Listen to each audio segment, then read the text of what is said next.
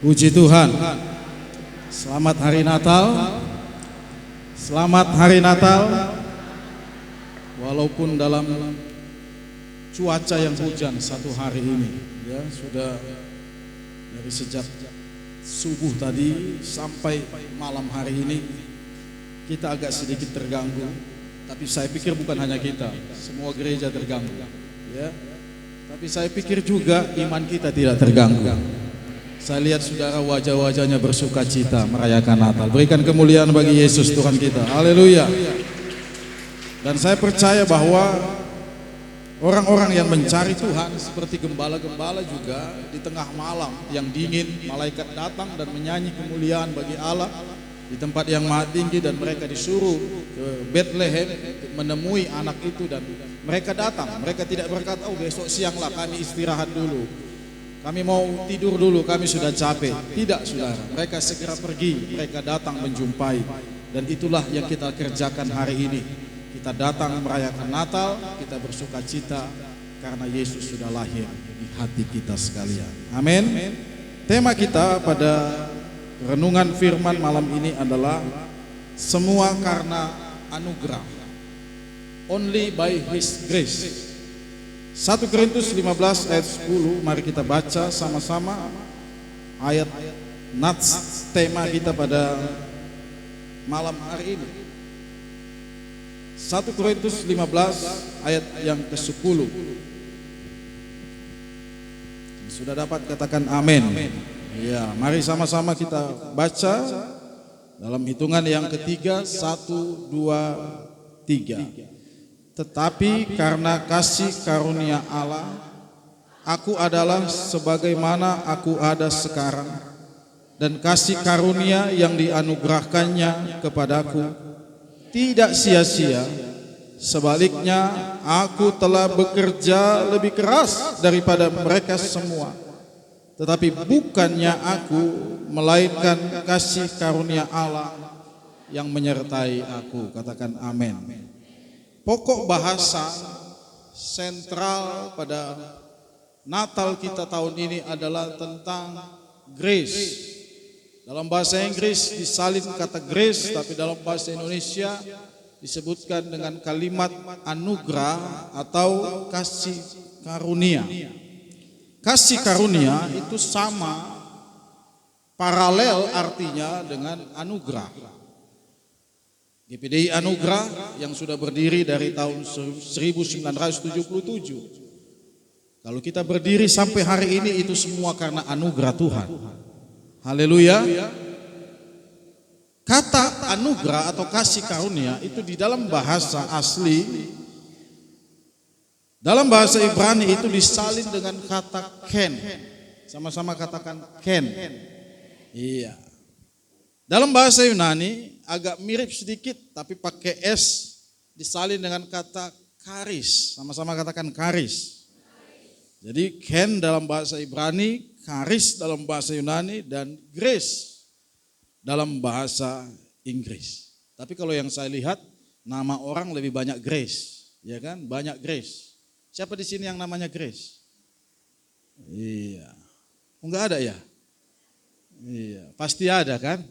Tapi jarang orang yang namanya Ken. Ken pun baik, saudara. Ini adalah anugerah. Ken.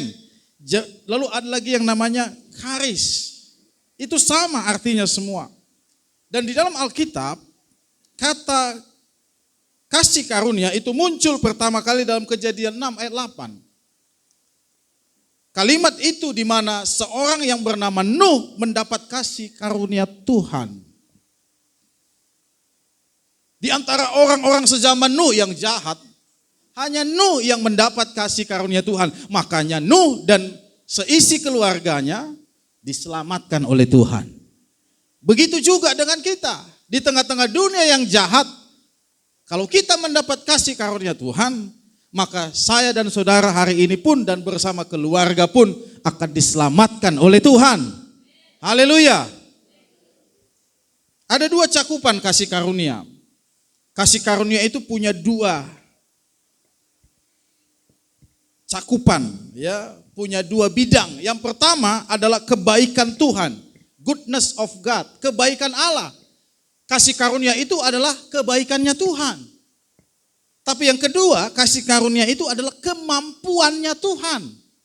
Jadi kita itu manusia nggak bisa mengerjakan kasih karunia. Saya tidak bisa memberikan kasih karunia, tidak bisa. Siapapun di sini, Bapak Ibu yang hadir di rumah Tuhan di gereja ini, tidak satu orang pun kita yang bisa memberikan kasih karunia. Sebab kasih karunia itu adalah kemampuannya Tuhan. Kadang kita adalah orang yang baik, tapi belum tentu kita mampu melakukan yang baik itu. Belum tentu kita konsisten melakukan yang baik itu. Bayangkan Tuhan itu konsisten melakukan kebaikannya. Kasih karunia itu ada dua jenis. Kasih karunia yang terlihat itu secara umum, visible. Sekarang hujan, semua orang merasakan hujan. Petani Kristen merasakan hujan, petani non-Kristen pun merasakan hujan. Itu namanya kasih karunia. Sekarang kita dapat oksigen, pegang dulu hidungnya, ada oksigennya. Orang di luar sana pun yang gak ke gereja, hari ini pun dapat oksigen. Mereka juga dapat kasih karunia, tapi itu secara umum. Tapi ada kasih karunia yang secara khusus.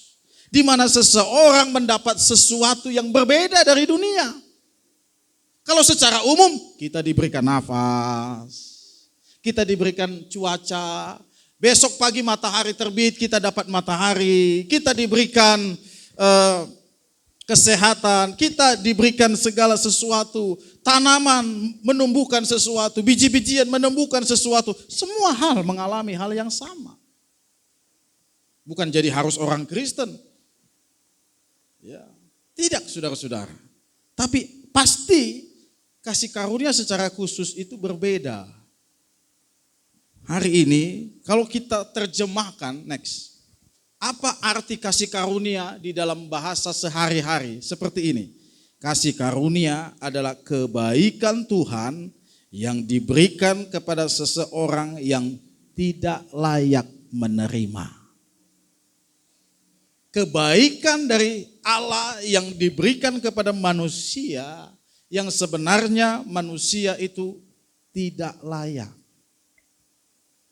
Saya dan saudara bukanlah orang yang berlayak. Jangan pikir karena saya pakai dasi, pakai jas, lalu saya adalah orang yang paling berlayak di kerajaan sorga. No. Tidak ada satupun di dunia ini yang layak. Tapi itulah kasih karunia. Justru karena kita tidak berlayak, kita tidak mampu mendapatkan itu, maka Tuhan berikan itu secara cuma-cuma dalam hidup kita. Nah, apa manfaat kasih karunia itu? Ada 3 yang saya mau bagikan malam hari ini. Saya ingin saudara mengingat 3 hal ini. Amin. Enggak ada bilang amin. Amin. Apa manfaat kasih karunia? Kalau kasih karunia secara umum, ada, semua orang mengalaminya. Tapi ada kasih karunia secara khusus, di mana hanya orang-orang percaya yang mengalaminya. Yang pertama saudara, kasih karunia itu menyelamatkan. Sama-sama katakan menyelamatkan. Iya, kasih karunia itu menyelamatkan. Efesus pasal 2, mari kita baca. Efesus pasal yang kedua, ayat yang ke-8, sebab karena kasih karunia kamu diselamatkan oleh iman. Perhatikan, karena kasih karunia kamu itu siapa? Saya dan saudara diselamatkan. Kalau saya menerjemahkan, agama itu adalah usaha manusia mencari Allah. Sedangkan kasih karunia, usaha Allah mencari manusia. Jadi belum tentu orang yang beragama akan selamat. Belum tentu saudara-saudara. Amin saudara. Sebab kasih karunialah yang menyelamatkan seseorang itu. Kasih karunialah yang akan mencari manusia. Allah yang mencari manusia. Tuhan Yesus berkata, bukan kamu yang memilih aku, tapi aku yang memilih kamu. Waduh, kasih karunia itu sungguh luar biasa. Kalau ibarat kita masuk di sebuah lumpur, kan kadang-kadang di hutan itu ada lumpur hidup. Kita pikir itu seperti rawa-rawa begitu yang ada airnya tapi agak kering, tapi kita nggak tahu rupanya itu dalam sekali. Itu bisa 10 meter bahkan belasan meter ke bawah, tapi nggak terlihat dia seperti lubang, terlihat dia seperti tanah begitu aja yang agak sedikit basah. Lalu kalau ada orang masuk ke situ, jatuh dia di situ, masuk ke setengah badannya, saudara. Lumpur itu sudah setengah badannya. Semakin bergerak pasti semakin dalam jatuhnya. Itulah orang yang sudah jatuh dalam dosa. Semakin bergerak semakin dalam, semakin bergerak semakin dalam, semakin bergerak, digerakkannya kaki kanannya jatuh lagi makin dalam, digerakkannya kaki kirinya jatuh lagi makin dalam. Jadi bagaimana caranya menolong orang yang jatuh dalam lumpur hidup itu? Harus ada orang yang tidak jatuh di lumpur itu. Orang itu harus tidak boleh jatuh. Kalau sama-sama jatuh, misalkan saudara jatuh, lalu saya mau menolong, saya pun jatuh, gak ada gunanya. Harus ada orang, ada tangan yang menarik orang itu. Dan posisi tangan yang menarik orang itu adalah orang yang tidak ada di lumpur hidup itu. Nah, tangan yang menolong kita itu adalah tangan kasih karunia. Amin, saudara. Tuhan mengulurkan tangannya. Sekarang kalau Tuhan sudah mengulurkan tangannya, memberikan kasih karunia, sekarang kita mesti punya respon, kan? Kalau kita ada di lumpur hidup itu, kita punya respon. Respon apa? Iman. Respon iman itu kita cuma memberikan tangan kita. Kita memberikan tangan kita, maka ketika Tuhan menerima tangan kita dan mengangkat kita, terjadilah yang namanya salvation, keselamatan. Jadi grace, kasih karunia, ditambah iman sama dengan keselamatan. Itulah Efesus 2 ayat 8 tadi. Kalau saya baca ulang, sebab karena kasih karunia kamu diselamatkan oleh iman. Tangan kasih karunia Tuhan terulur bagi saudara hari ini. Amin, saudara. Tangan kasih karunia Tuhan terulur bagi saudara. Siapa yang mau menangkapnya, itulah namanya iman. Ketika grace bertemu dengan faith, iman, terjadilah salvation, terjadilah keselamatan. Maka seseorang tidak akan mungkin selamat kalau dia tidak beriman kepada Tuhan. Walaupun dia beragama, tapi kalau dia tidak beriman kepada Tuhan, dia tidak mungkin akan selamat. Karena kasih karunia itu harus diterima dengan respon. Yohanes 3 ayat 16. Karena begitu, jangan buka Alkitab ya. Karena begitu besar kasih Allah akan dunia ini sehingga ia mengaruniakan anaknya yang tunggal supaya setiap orang yang percaya, kalau saya ganti kata percaya, setiap orang yang beriman tidak binasa. Orang beriman bisa mati, tapi mati tidak binasa. Melainkan beroleh hidup yang kekal. Siapa yang mau dapat keselamatan? Angkat tanganmu tinggi-tinggi di hadapan Tuhan. Haleluya. Amin. Iya. Orang sekarang mementingkan keselamatan. Di zaman COVID, keselamatan begitu luar biasa. Mahalnya. Pakai APD, pakai alat ini, pakai segala macam. Keselamatan begitu luar biasa. Kita kerja pun mikir gimana keselamatan kerja kita. Kita berkendara, kita mikir gimana keselamatan kita. Apalagi soal keselamatan yang kekal di sorga. Itu lebih penting dari semua yang ada di muka bumi ini. Jangan sampai kita menyesal nanti. Satu kali ada orang, saudara-saudara, dia dikeluarkan dari pekerjaan. Jadi dia sudah menganggur kurang lebih 2 bulan. Dia cari sana kerja, cari pekerjaan, gak ada yang mau terima dia, saudara. Tiba-tiba dia dapat telepon dari temannya. Temannya ini tahu dia sudah 2 bulan tidak punya pekerjaan. Ya, alias menganggur, saudara. Lalu temannya ini telepon, "Bang, ya, di mana posisi? Di rumah. Ngapain sekarang?" Ya biasalah, duduk-duduk. Mau cari pekerjaan ini tapi belum dapat. "Mau nggak ada pekerjaan, Bang?" "Ada." "Betul?" "Iya." "Gajinya?" Katanya. "Oh, gajinya besar, Bang." "Berapa gajinya?" 30 juta, Bang, sebulan." "Hah?" Biasa dia cuma paling-paling UMR 45 juta. Ini 30 juta. Waduh. Dia langsung bangun. Tadinya dia malas-malasan di tempat tidur, dia langsung bangun. "Oh, kalau begitu di mana itu? Aku mau lah." "Betul kau mau?" "Iya, maulah aku mau kerja itu. 30 juta kan?" "Iya, 30 juta sebulan." "Hari Minggu gimana?" "Hari Minggu libur." Enak kali ini kan.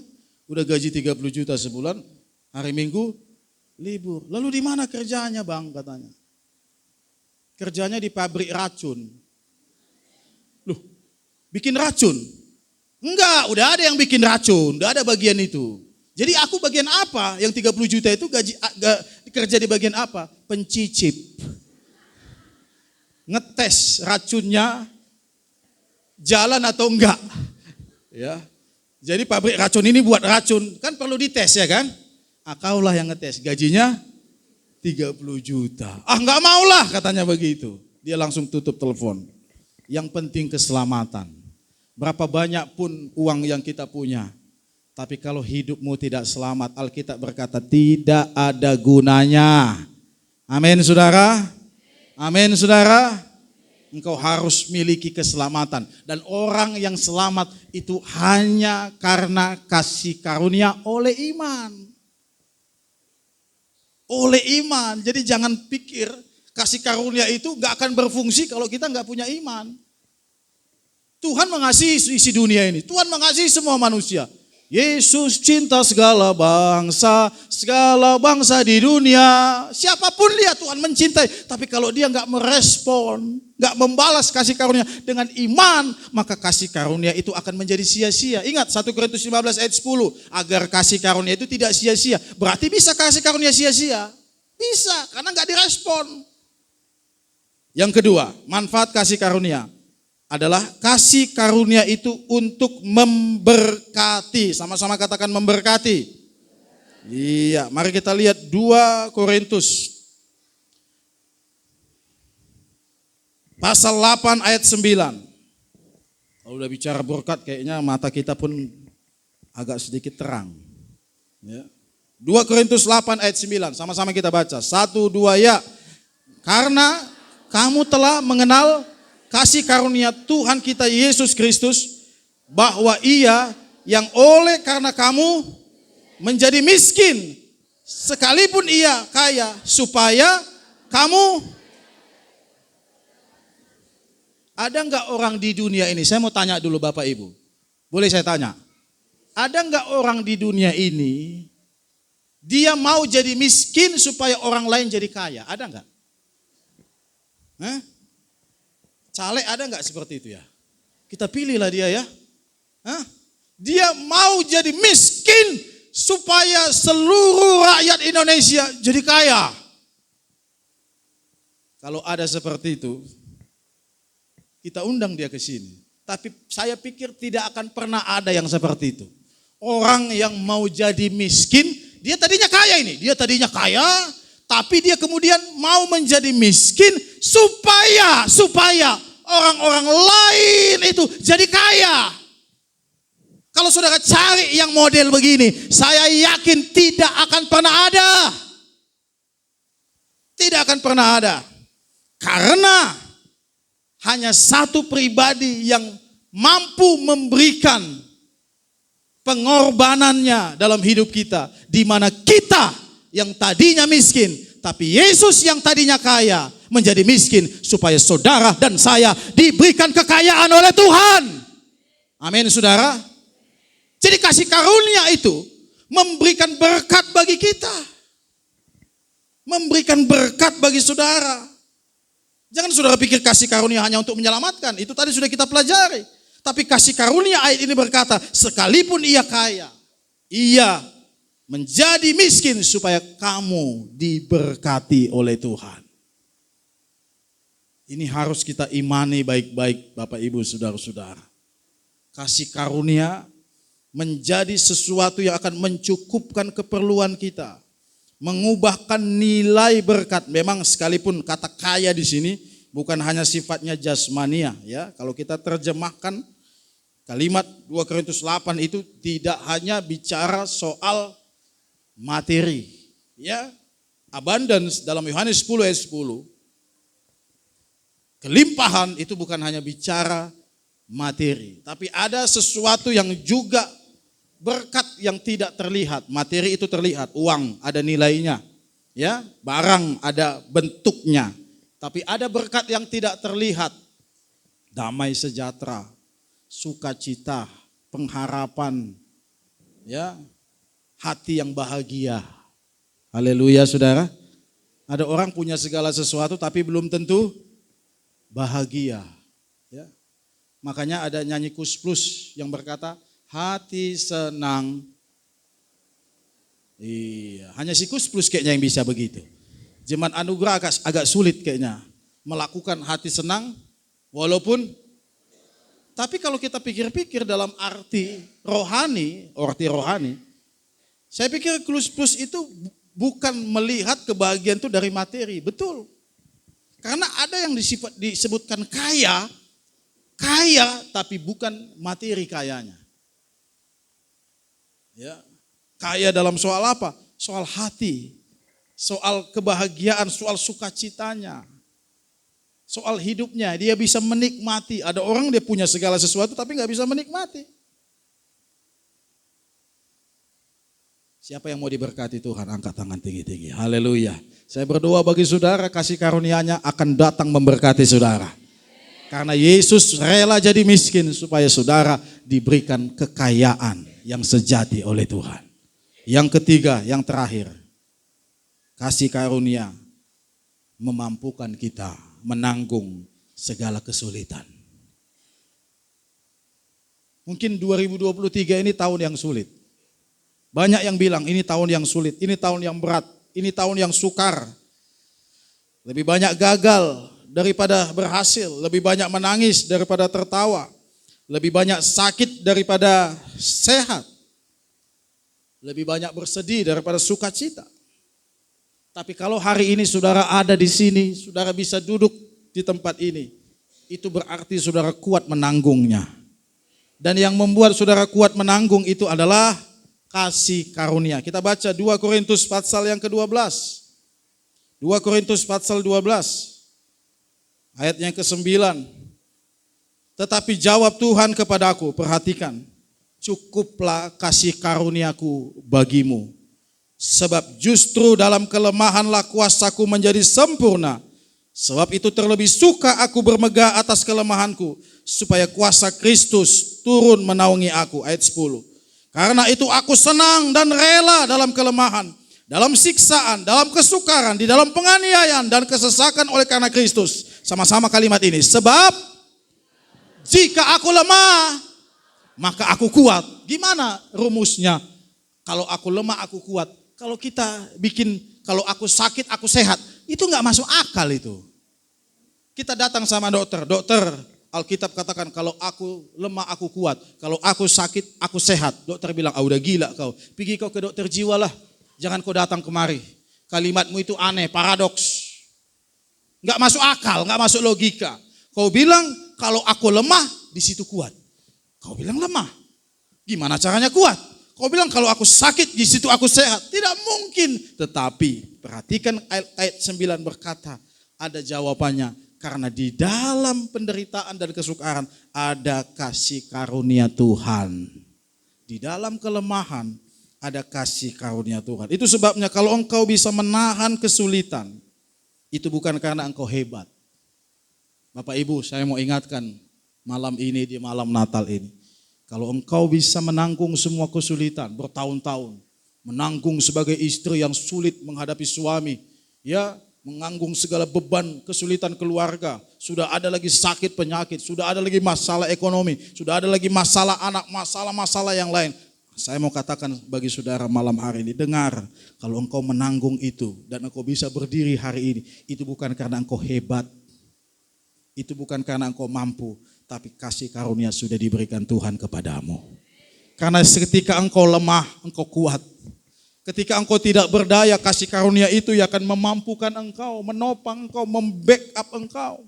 Saudara-saudara, kasih karunia itu berkat yang paling sempurna. Di dalam kasih karunia ada kesembuhan. Di dalam kasih karunia ada mujizat. Di dalam kasih karunia ada berkat. Dalam kasih karunia ada protection, perlindungan. Dalam kasih karunia ada prosperity, kemakmuran. Di dalam kasih karunia ada keselamatan. Jadi apapun yang kita ingin dapatkan, kalau ada kasih karunia Tuhan, itu paling komplit. Amin, saudara. Biasanya kalau kita makan nasi goreng, yang paling murah apa? Hah? Nasi goreng biasa, nggak pakai telur. Naik sedikit nasi goreng telur. Naik sedikit nasi goreng siput. Ya kan? Naik sedikit nasi goreng spesial. Saya suka yang spesial itu. Tapi pasti yang spesial dengan nasi goreng yang biasa tadi, harganya jauh, bisa 3 kali lipat. Kenapa spesial? Pasti di situ ada telurnya, ada udangnya, ada cuminya, jadi kayak pengen makan kita ya. Ada ayamnya, kadang ada yang bilang 2 ayamnya, ada ini, pokoknya komplit. Namanya udah spesial, udah pasti itu menu yang paling utama. Saya satu kali pernah diajak makan oleh seseorang di restoran yang tertua di Medan. Ya, restoran tertua di Medan itu di depan. Sekarang itu Hotel Grand City Hall. Di depannya itu, di sebelahnya itu ada gedung Bank Indonesia. Sebelahnya itulah restoran, itu tinggi. Saya lupa namanya, apa namanya itu? Heritage ya, saya lupa namanya. Saya pikir itu namanya ya. Saya diajak satu kali makan. Lalu yang mengajak ini berkata, inilah restoran yang pertama di Medan, karena sebelum merdeka Indonesia ini sudah ada. Ini restoran orang-orang Belanda makan di sini. Ya, restoran, makanya di depannya itu ada Lonsum, ada perusahaan perkebunan. Ya, itulah pusat kota Medan pada waktu itu. Jadi di depan itu yang sedikit itu aja, saudara. Ketika saya masuk, saya lihat lantainya betul, tidak di semen, lantainya dari kayu. Ya, ruangannya bagus, klasik. Kalau dibilang mewah, tidak semewah hotel-hotel yang berbintang 6, ya. Tetapi saya pikir kok bisa? Saya tanya, ini restoran sudah berapa lama? Oh, ini sudah hampir 100 tahun. Oh, sudah sangat lama sekali. Lalu saya bilang, apa menu yang spesial di restoran ini? Maka ketika saya tanya, dia menjawab, menu yang paling spesial di sini adalah nasi goreng spesial. Oh, kalau begitu, itulah yang saya mau pesan. Nasi goreng spesial. Saya pesan, saudara, memang betul, sungguh-sungguh spesial. Tapi yang paling sedih ketika bayarnya, nangis. Ya. Bayarnya begitu mahal, saya pikir, untung saya diajak makan. Itulah namanya menikmati, saudara. Ya, kalau saya bayar sendiri, rasanya sekian ratus ribu untuk satu porsi nasi goreng ini sepertinya terlalu mahal. Lebih baik beli di Lintas saja, ya kan. 10.000 udah bisa bagi 3. Atau di Grace Food, ya kan. 15.000 udah bisa bagi 5. Ya kan, kalau saya yang beli banyak, saudara. Ya kan, jadi kalau saya pikir-pikir, ini begitu mahal. Tapi itulah yang namanya spesial. Semua yang spesial itu tidak ada yang murah. Amin, saudara. Itulah kasih karunia, dia spesial dalam hidup saudara. Walaupun saudara tertekan. Saya pernah dikirimi satu orang, dikirimi kalimat-kalimat yang motivasi tapi agak lucu. Ya, dia kirim WA, tapi di atas kalimat itu ada gambar orang yang sedang mengangkat tangan begini. Fotonya bulu ketiak. Ya, mohon maaf ya, bulu ketiak. Lalu di bawah tulisan itu, di bawah foto itu, dia bilang begini, jadilah atau belajarlah dari bulu ketiak, meskipun terhimpit tapi bisa bertumbuh. Ya. Coba lihat, bulu ketiak terhimpit. Lebih banyak terhimpit atau tenang dia? Lebih banyak terhimpit. Hari ini aja saudara menghimpit semua. Tapi apakah dia berhenti tumbuh? Tidak. Bilang dulu sebelahmu, jangan lupa bulu ketiak kawan. Jadi kalau engkau susah, engkau sulit, ingat, bulu ketiak terhimpit tapi dia tetap tumbuh. Waduh, masa bulu ketiak aja dibuat Tuhan bisa terhimpit tumbuh, apalagi manusia yang diberikan kasih karunia.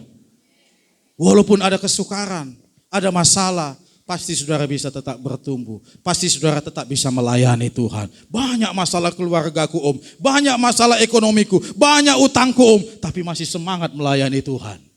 Amin saudara.